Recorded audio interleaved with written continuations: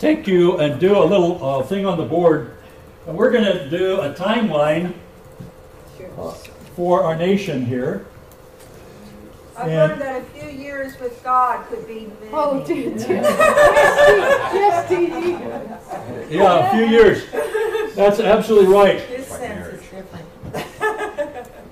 1789. This is the start of the start of our of America. March the 30th, our nation was formed on 1789. People think it's 1776, July 4th. No, that was when the Declaration was, but the nation wasn't formed until 1789. And what we had is right here in the beginning, we had gold and silver were the currency of the realm.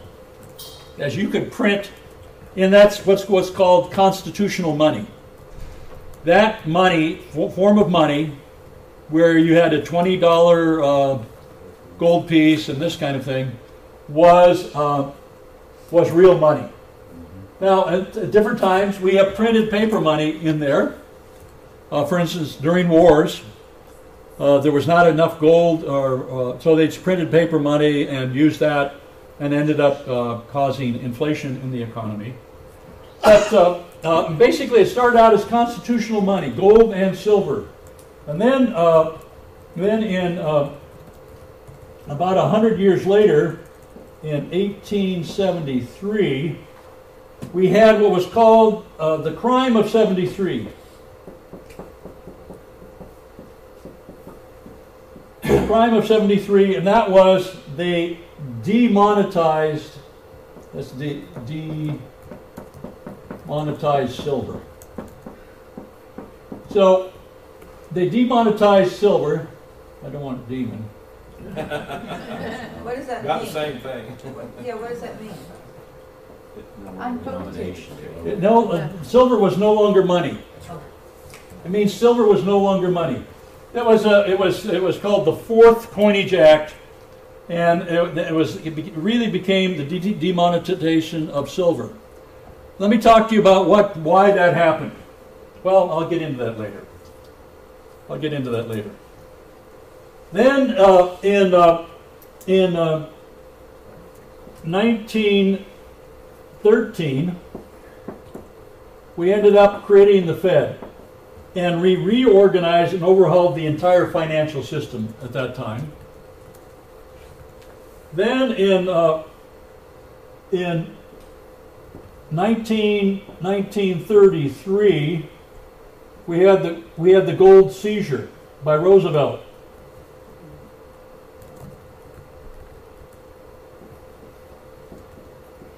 Gold seizure.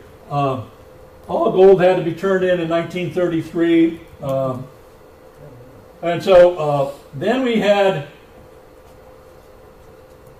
John F. Kennedy, JFK put in some silver certificates for a little while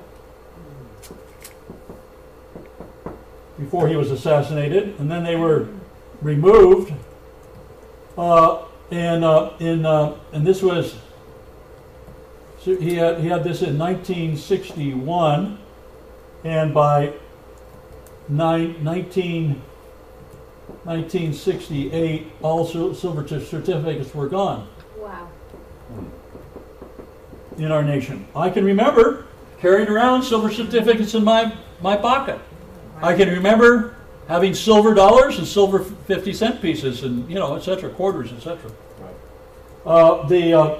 Then we had 1971. We had Nixon close what's called the gold window.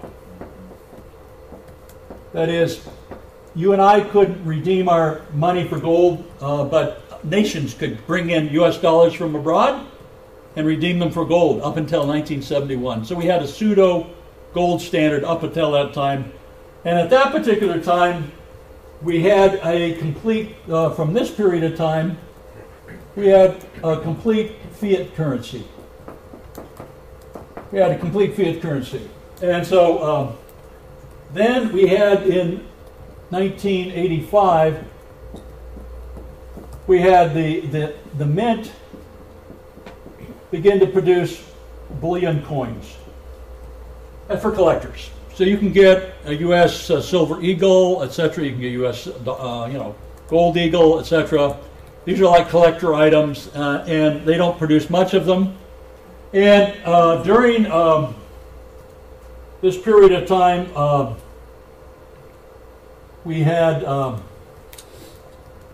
let's just take it all the way. So here we have, we're in, and we had what we called paper money.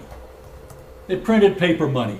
They didn't, they then eventually pulled all of the silver out of the coins that we had. We used to have silver in our coins, and they had value.